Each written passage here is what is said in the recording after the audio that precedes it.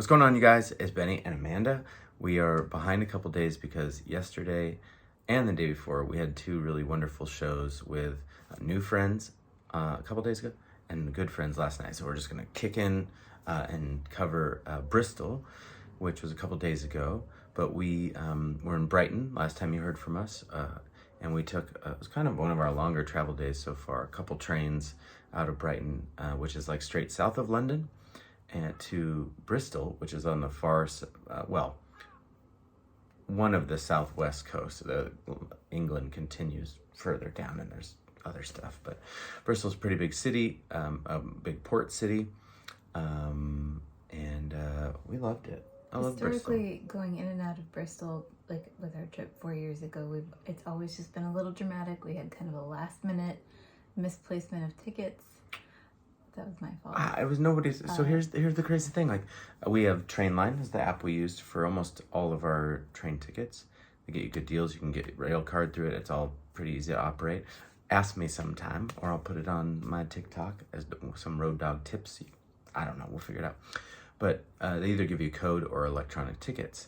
And the morning we were in Colchester, when I submitted the code, they kicked back tickets for this Brighton trip. And I was like, Amanda, can you put these, because she's got like our passport. She's, I don't know. You guys know me? Documents. Yeah, she's a little more reliable than Benny. I just have a purse. If Ben carried a purse, he could conquer the world. Let's go find me a purse. Yeah. Anyway, I was like, just put these somewhere safe. And I think Amanda, she's also very good about cleaning out her purse and like getting rid of old receipts and And so I think she thought she had thrown those away too. And so the morning we're at the train station, we're like, oh my God. When we were like 15, we were early. We felt really good. We got some coffee. And then when I went to go scan my phone, I was like, oh, we actually have to print these out. We went to go print them out. They didn't, like nothing came. Like, we already issued these tickets. So when we talked to the guys, like, go get in line over the ticket center. Well, there's 35 people in line in the ticket center, and we have 10 minutes. Anyway, so we had a minor freak out. I was like, can you just check your purse one more time? Maybe we have them somewhere. And she was like, oh, here they are. That's exactly what I sound like. Oh, here they are. In moments of panic. Yeah. Anyway, everything turns out fine. Really wonderful. A couple trains across some really beautiful country through Lewis. So beautiful. We saw a couple castles on that ride, a couple more castles. Amanda made fun of me today because I was like, if it wasn't built before 1100, I don't want to hear about it. Whereas at the beginning of our trip, it's like anything that's even like close to a century old, we're like fascinated by it. Now it's all like, oh, if it doesn't exhibit Norman-esque architecture, then I'm not interested. Yeah, tell me the doom history of your building, otherwise I'm out. And that's what I'm gonna call it. Yeah. I like doom history. Doom history, yeah. I don't want to hear about your flowers. Especially Miley. Okay, so we went to Bristol. We had, I think the best hotel that I picked out so far, this one was a Marriott. It was like right down in city center, right near the river that runs kind of through the center of town.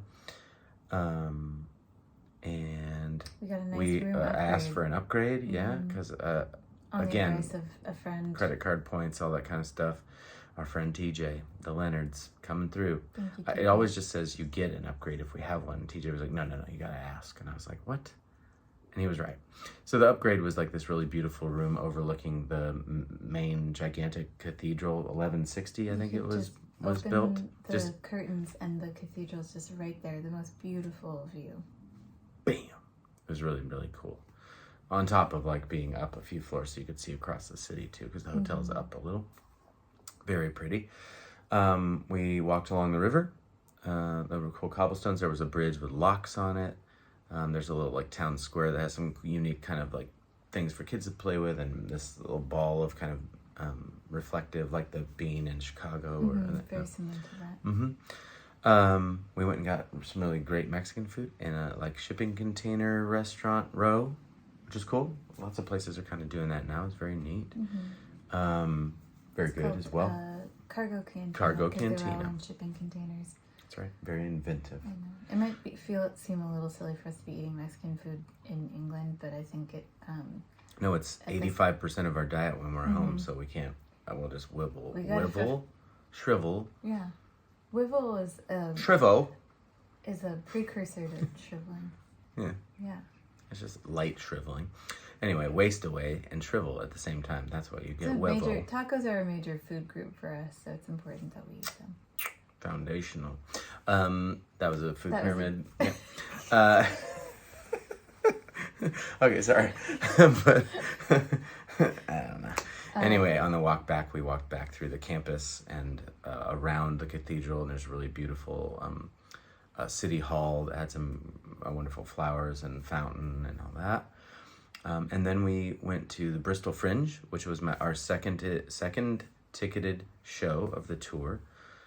We kept ticketed shows to Thursdays to just kind of test out and play some really cool venues. And the Bristol Fringe did not disappoint. It was like very unique, very British, and like, just kind of one of those, I described it to Sean as like, if like during Thanksgiving when you have a big family, you have chairs from a bunch of different rooms, chairs. But they were all like from one felt like it was from a castle, and like some velvet, some wood, there was even a couple of strands of like old theater seats. Yep. Yeah. Yep. So it was very like eccentric, but also dark and theater. Yeah. It felt really cool. Very like found object. Yeah. Not like a Cracker Barrel. Nothing's like a Cracker Barrel. No, the Bristol Fringe was really beautiful and like, well, I'll let you talk about the two folks who. Yeah, well, we had two openers. One was the guy Ivo from Troubadour who opened that show, and we really fell in love with him as a human being, and also he has just a unique musical style and this cover of Elton John, "I'm Still Standing," that I really like, I really enjoy. And he had said something about coming to the Bristol show, and I just said, dude, why don't you play? Because the opener we had for it dropped off, and that was how he ended up on the Troubadour show. So he found his way across country and did another great set for us. And I think he had a DJ set the next night or something, and was just kind of crashing around. He had lived there for a little while, so he felt very comfortable there, and it was nice to have him. And then I found this other guy named Drew, and I'm going to say Neirin. I think that's how you say his last name. Oof. But Neirin. And his wife, Marie, yeah. Marie Hall, 27, if you want to follow her on Instagram. I'm just saying, she's a good musician too. I think they want social media followers. And their I could be social wrong. security numbers are... 48. I'm just kidding. I don't think they have that over here. Anyway, their registration numbers. All right.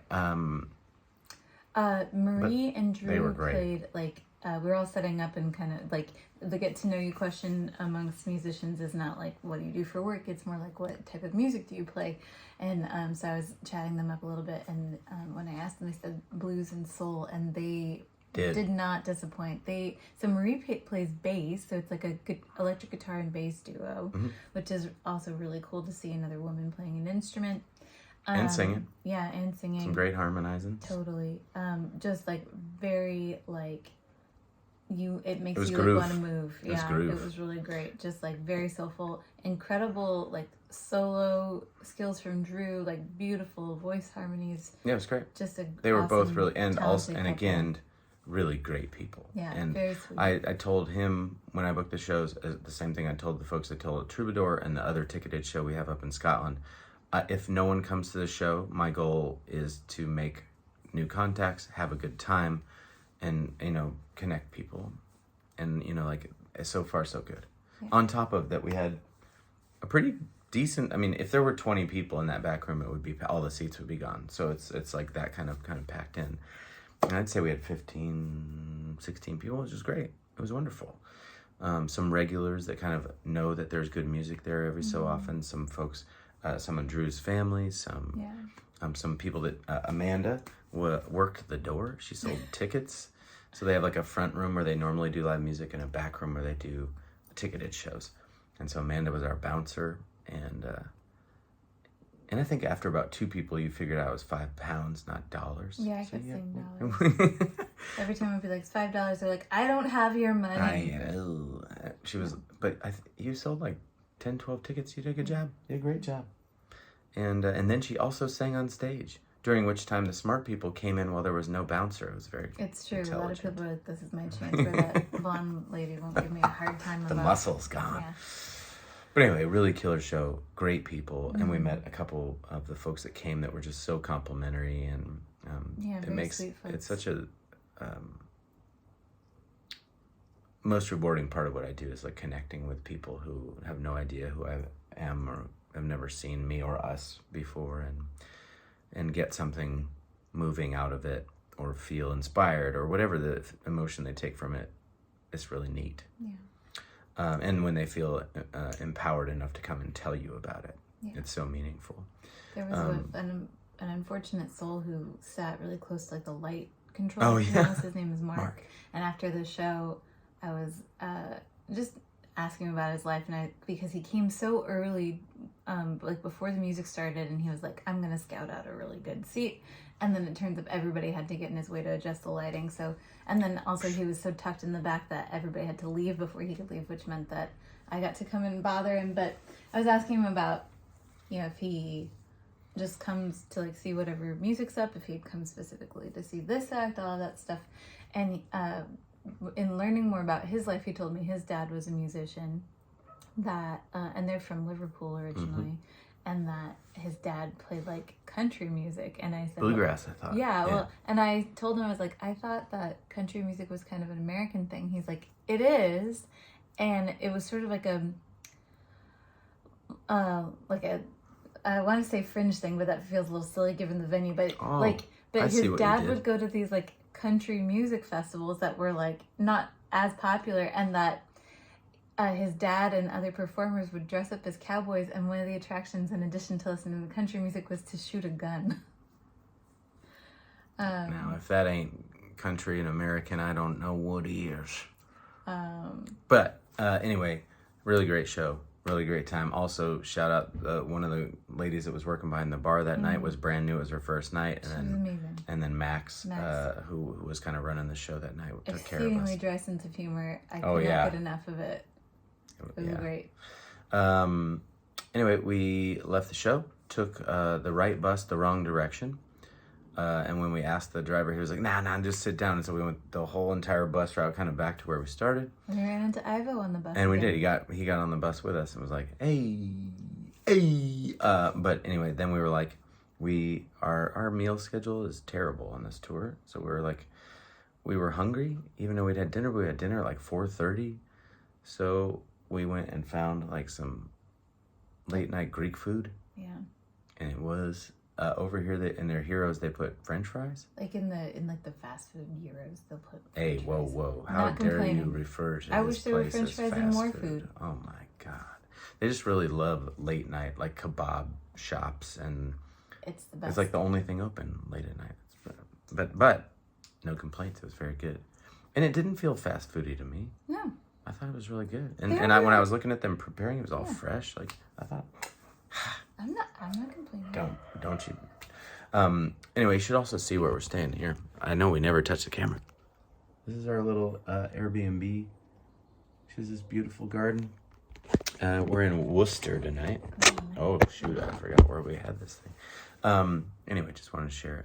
It's been kind of raining off and on all day, so it's very British. It feels like one of those sort of ambient soundtracks that you put on when you're trying to sleep, and it's just like I just put lightning on. Like a garden rainstorm. Oh, that's what I meant. Yeah. There's like banana slugs out there, or just regular slugs. Oh, they creep me out. You have some weird stuff that you're like banana slugs and geese. I'm out. It's very odd. I have a healthy respect for nature. And let that be the end of this video. Anyway, we're gonna do another one about our day yesterday in Chippenham. So we'll see you then. Bye bye.